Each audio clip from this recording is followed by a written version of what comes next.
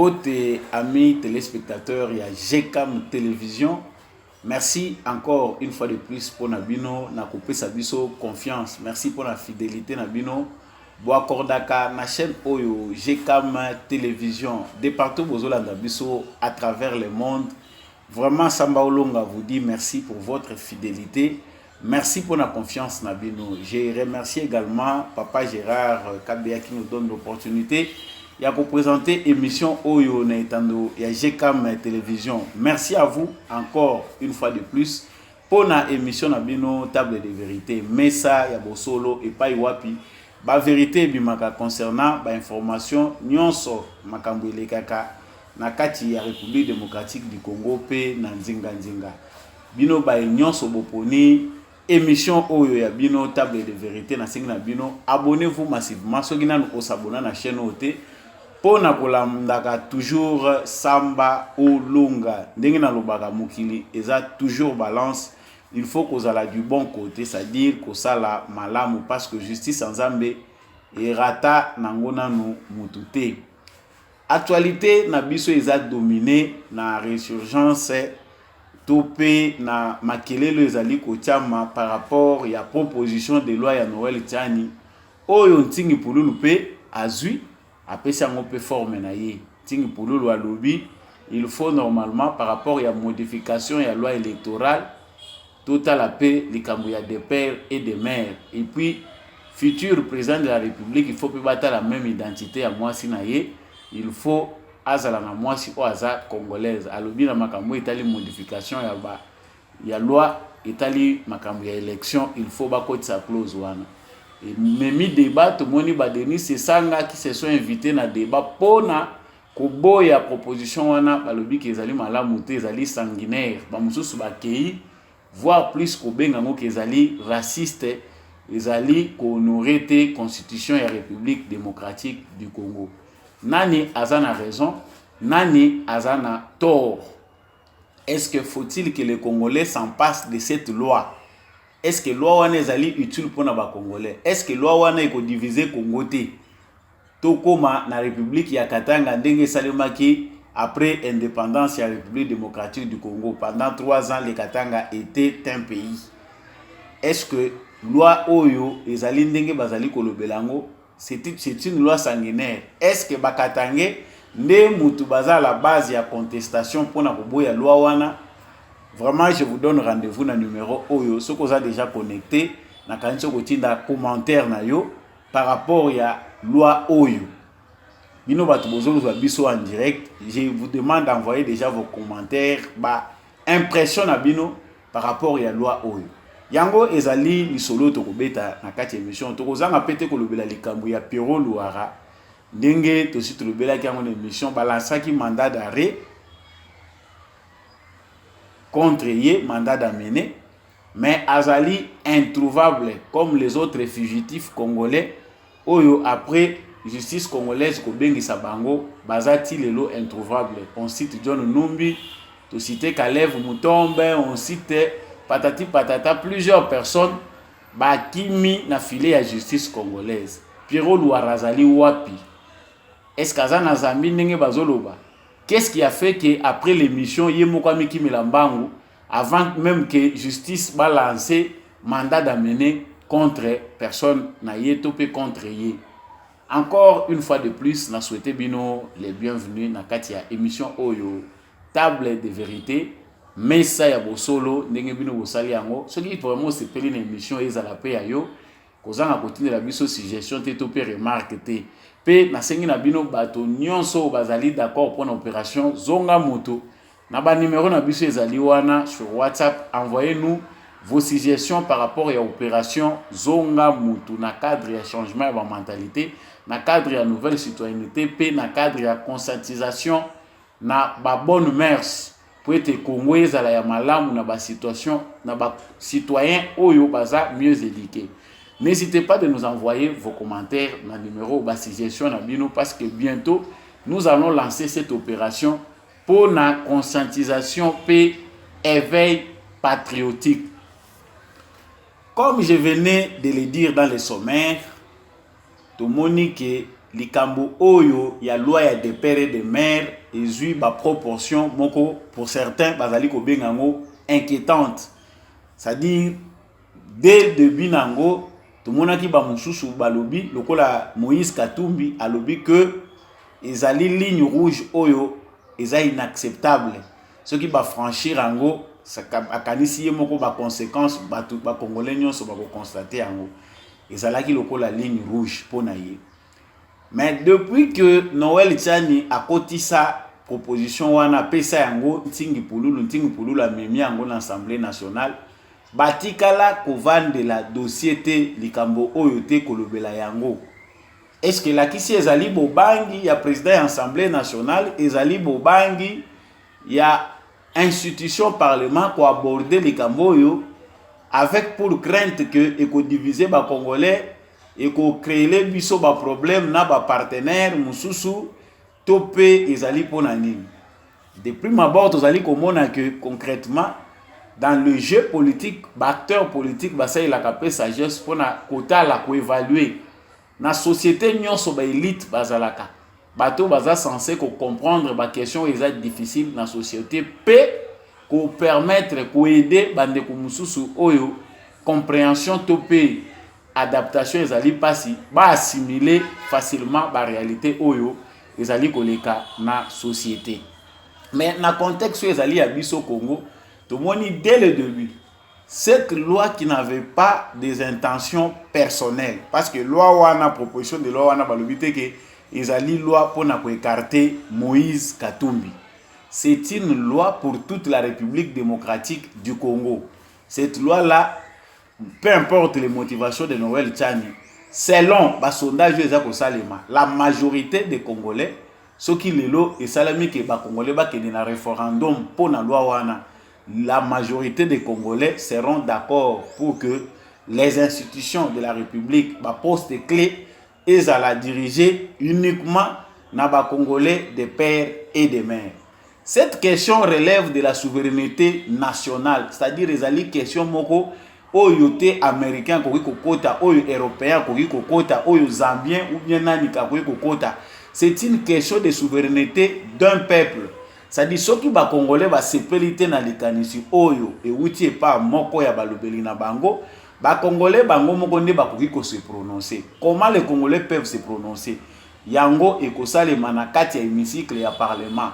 C'est-à-dire ceux qui ba koti na analyse il y a proposition de loi wana ba moni qui ezali fondé, il faut to chango na table ya débat ndenge bazali ko débattre to moni awa récemment bande ko musu ba yana ba modification ba lobi que par rapport à la loi électorale il faut aussi inclure idée wana que président de la République il faut azala kaka d'originaire congolais père et mère et puis même moi sinaye et on trouve que ce n'est pas une situation où la République démocratique du Congo a kosala akozala yemoko le seul pays au monde où yazali ko tia clause wana na kati ya balwa na ye.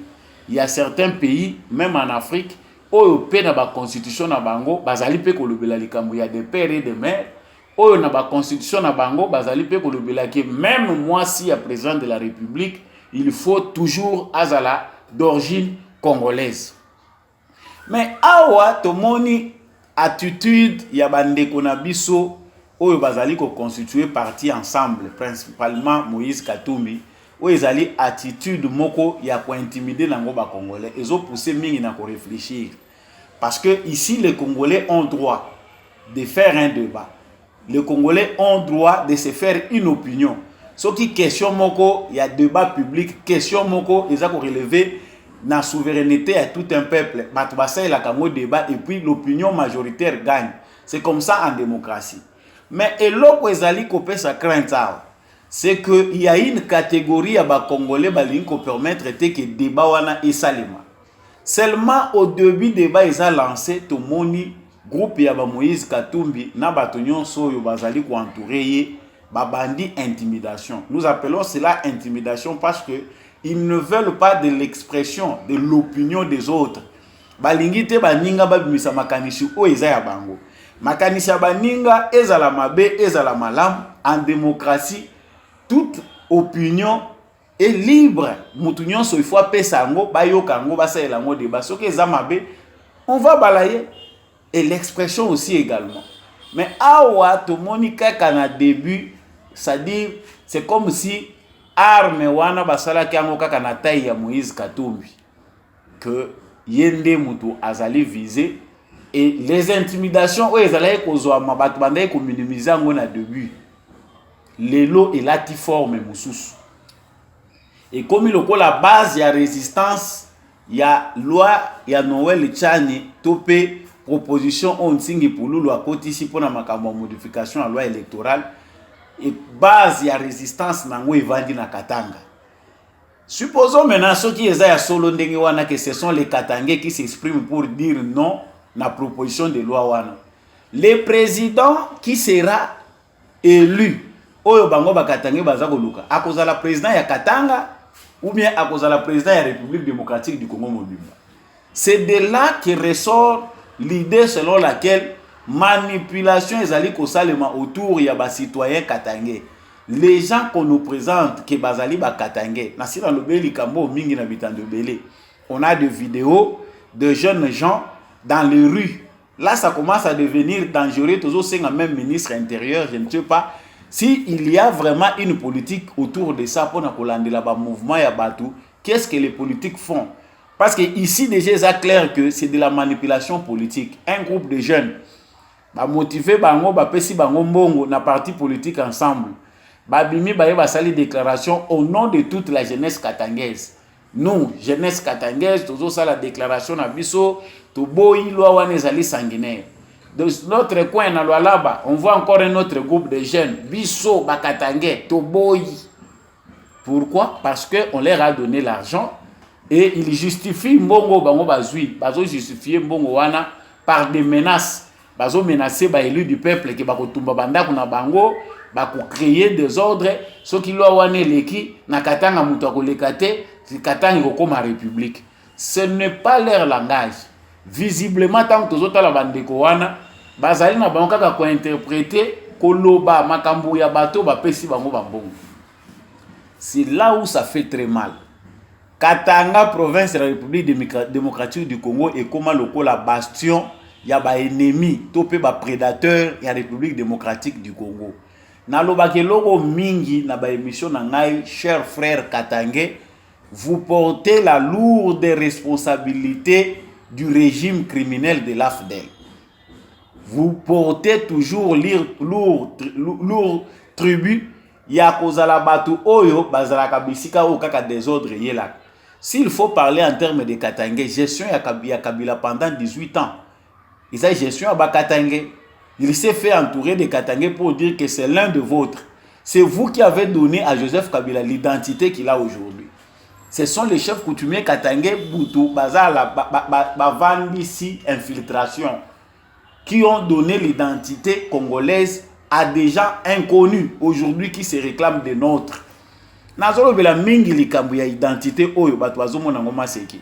Likambo ba chef coutumier oyo il faut tout revoir en avec beaucoup de rigueur. Ministère de la justice, ministère de l'intérieur et affaires coutumières. Il faut un nouvel ordre coutumier dans la République démocratique du Congo basé sur les retours à la normale. Il y a une organisation basée sur la coutume dans la République démocratique du Congo. C'est de là que sort la bêtise. Oui, il y a des vendeurs d'identité, des chefs coutumiers spécialistes en vente d'identité congolaise. Moutou a changé de nationalité. Au Monawapi, Moutou a une nationalité française, il a sa origine. Il y a ville moko ya France, tout moi il moko boé. Non. Il est originaire de quelque part. L'identité, on vous le donne, on vous donne la nationalité, mais on ne vous donne pas l'origine. Origine va pas ça comme mutute, origine ezalakate inclus dans aucune constitution du monde, bazoka origine va pas ça monde. Mais nos chefs coutumiers ont commis la bêtise à cause de l'argent de vendre le pays, de vendre l'identité nationale. Sur l'élo est s'amplifier davantage. Et partout maintenant c'est la menace. Menace Sango, Bazali ko menacer nani, ce n'est pas Félix Tshisekedi qui le menace, il menace l'intégrité territoriale de la RDC. Il menace les intérêts de la République démocratique du Congo. Tout ce qui a causé la confusion entre guerre ya ba politicien na likambo o ezali salvateur ou bien salvatrice pour na mboka na biso. Nous avons vécu l'infiltration. Nazozonga kaka na makambo oyo, on a vécu l'infiltration du sommet à la base. Bateau baza ko proposer lelo, notre armée ne sera libre que lorsqu'on va les débarrasser de tous ces infiltrés, ces outils qu'on a intégrés dans l'armée congolaise. Mais qui sont à la base de cette infiltration? C'est les Congolais qui ont accepté. Tous les soldats bien formés awa depuis l'époque à Mobutu, des officiers militaires au bazar formés partout dans le monde. Mais les Congolais ont accepté de valider l'infiltration l'infiltration des Rwandais dans leur armée. Ce sont des Congolais. Les lots, on va les enlever dans la procédure. Aujourd'hui, on connaît que les Banyamulenge sont nombreux en politique, dans l'armée, que dans d'autres structures dans la société, dans les institutions. Bango mutu bazana ba généraux ebele. Kolongolango batwazo kanisa que c'est par enchantement. Nous sommes observés par la communauté internationale, les mêmes prédateurs oyo basalaki que Congo est la balkanisé des millions et des millions de morts sur base de leur politique. Bazak observer biso. Vous pensez que c'est facile aujourd'hui cette guerre là d'écarter, d'éliminer batouana kolongola bango na armée. À moins d'être criminel parce que ngana pesa ki awa solution. Na kati ya ba émission na nga mususu ke si tout dépendait de nous na ba intention mususu o ezaka pona ko sauver nation, je peux tout faire to ko empoisonner bango nyonso teto lo baba yoka kabiso. La seule chose qui peut mettre ces gens-là en difficulté, c'est l'unité des Congolais, c'est la conscience congolaise.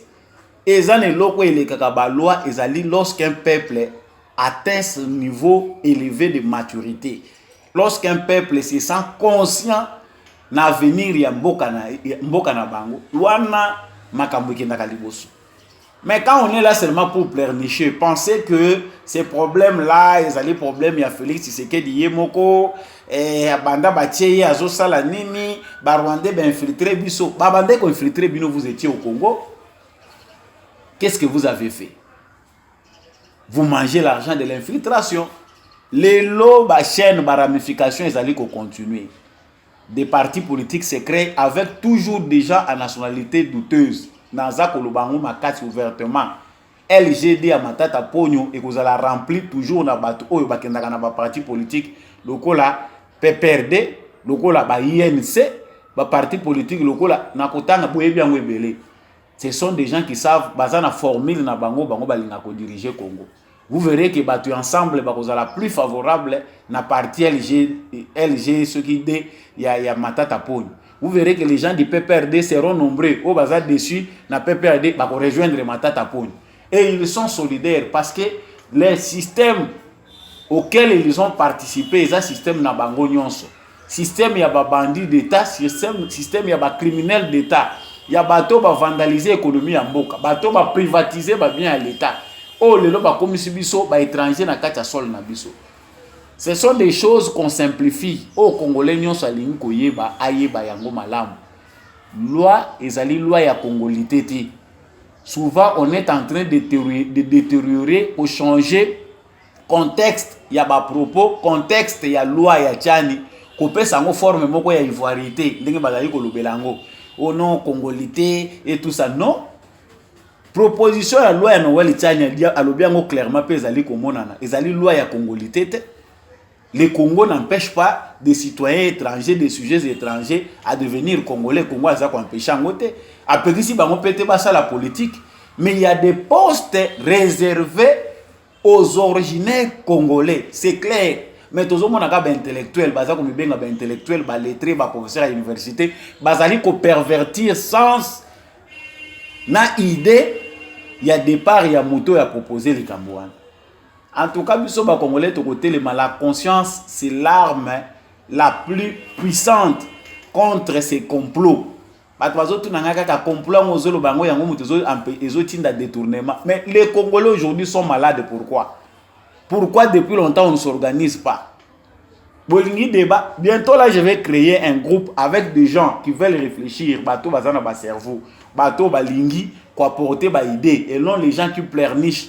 Et l'on des gens qui se contentent des bribes. Soko lingi malamu ko critiquer ko ça la débat va d'abord mener des recherches soyez bambo ke kambama ki ndenge nini. que nous reste-t-il des Congolais avant de s'engager dans le débat? On a comme l'impression que les gens aujourd'hui souciés que le changement est à la bang bang, ils sont ignorants. Des gens qui ne comprennent plus Congo a comment dire état nini. Ce sont ces gens-là qui sont plus pressés balingi maintenant changement est dans le bang. Non, très chers frères congolais, ne nous laissons pas prendre encore une fois de plus, vous les jeunes, vous laissez prendre encore à cause des billets verts bambongo mike mike bazako panzela bino parce que l'argent là c'est l'argent des Congolais. Mbongo matata ponya saleli LGD zambongo ya ba Congolais. Il a l'audace dans un auditoire où il y a des Congolais sérieux, balinga ki ba bambaye biloko. Mais parce que c'est dans un auditoire où les gens sont opportunistes, bazomona que surtout na partir matata ponyo l'argent va circuler. Et il est là devant un auditoire. Je ne sais pas ce qui va y avoir histoire na manière na bango. Un auditoire qui ne lui est pas acquis, mais un auditoire qui vient aussi à la recherche des intérêts privés et égoïstes. Parce que si cet auditoire-là était peuplé de gens conscients, Matata Ponyo serait lapidé. À l'endroit même où il y a Zali Koyebi Sabatuke, na tongi université, na tongi école, et j'ai construit hôpital, Bazali ko en vouloir ngai. Avec quel argent? L'argent des contribuables congolais. Est-ce que mbongo ya ba congolais ceux qui ba tuni yo géré ki ndenge nini ezali crime? Bakoko putuna o mutuna te. Nakanisi que ezali makambo biso sengeli toloba. Loi ya proposition de loi wana makambo ntingi pululu bazali koloba. Ezali appel pe à la conscience nationale. Totika kozwa ngo lokola ba calcul politicien parce que Félix Tshisekedi n'a rien à voir dans cette histoire là. Ce qui Félix Tshisekedi a besoin ko écarter bato alinga kazongisa Moïse Katumbi na Congo te. Mbele ba Jean-Pierre Bemba bazonga na Congo te, mbele ba exilé politique na ba prisonnier politique ba bima na prison te. To tika koko c'est la muta bato makambu tozo volonté politique na yepo na signe à faiblesse. Non, c'est faux. Mais les Congolais ont quand même droit de réfléchir. Ici Moïse Katumbi veut nous montrer que ceux qui biso ba Congolais to lingi le loto bongisa makambu il faut to se référer à ye. Non. Je l'ai dit dans plusieurs de mes émissions parce que et comme il peut le voir la publicité gratuite toujours ça et là, individu moko ba Congolais ba yebi bien que Moïse Katumbi ne fait rien d'autre que représenter les intérêts. Il y a mafia internationale où ils ont infiltré dans la politique. Il y a des capitalistes qui au lieu de faire le commerce ont compris que la seule façon au biso to ko zo ba tout exploiter ba tout ndenge to lingi to s'enrichir à outrance, c'est de conquérir le monde politique. Ces mafias-là sont aussi nombreux au Congo aujourd'hui. Où ils ont résultat à mauvais système, mauvaise gouvernance, où ils vivent pendant plus de 50 ans dans Mboka na biso. Et c'est cette mafia-là qui engendre des politiciens comme Katumbi, comme Matata Ponyo, et j'en passe. Si Congolais ont comprendre en côté, nous avons dit, le Kolaba maître Balobaka, nous avons dit, à bon entendeur, biso tozo loba. Parce que l'important, ce n'est pas seulement de parler. Donc, on continue à souffrir tant que tout ça a conscience que l'action à biso n'est déterminante. Si les Congolais ne comprennent pas, que c'est Félix Tshisekedi qui doit tout faire, tout ça, nous allons continuer à demeurer dans les chaînes. Félix Tshisekedi, en tant que président de la République, a une attribution à yé, où ils sont liés à serment à yé, et puis par rapport à la constitution à biso Congo. Mais Félix Tshisekedi ne sera pas là. Nous sommes en question de relever la souveraineté nationale et de trancher en côté. Parce que les gens ici font les calculs. Félix Salinga écarté Katumbi. Qui vous dit que les lois qui toquent une élection congolais bakozala bazoba pour na koizwa Katumbi bachaye président ba écarté nani Félix Tshisekedi. Ezali nango par rapport ya koyembela Félix Tshisekedi te ou bien ko encourager ye na makambo nyonso za ko sala. Non, mais on sait du moins que les Congolais normaux savent qu'avec Félix Tshisekedi, les Congolais reprennent le contrôle de leur pays. Et les Congolais qui ont cette conscience-là, même ceux qui vont critiquer Félix Tshisekedi, ils gardent dans leur cœur amour ya patrie, amour ya ndeko na bango ke mutoyo le londe muta sauver biso na maboko ya complot moko ya mabe comme si biso ba paya chez nous. Je vous avais dit que qui a raison, qui a tort, bino moko bo comprendre à partir de l'analyse wana. Loi où bazo welela et comme symbolique pour nani. So y peut congolais peut molingi boza la indifférent ndenge ba musuba ndimi ko se résigner face à loi wana. C'est à vous de choisir la résignation et ce qui va prouver notre lâcheté en tant que peuple. que ceux qui vont intimider biso tokobanda kozonga kasima. Mais moi je pense que si tous les Congolais s'y impliquent, loi wana va traiter yango na mesa. Si Moïse Katumbi veut gagner, qu'il gagne au Parlement, va refuser yango, tout le monde va se prononcer total comment les Congolais seront bêtes pour accepter une telle aventure alors que les réalités nous prouvent le contraire. Mais au lieu d'intimider les gens, comme que les Congolais oyope bazali conscient parce que c'est la seule façon de arrêter yango.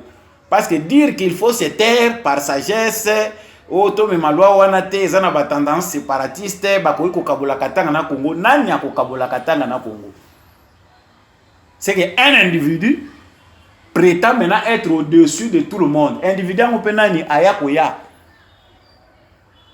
À qui le Congo a tout donné au détriment des Congolais eux-mêmes.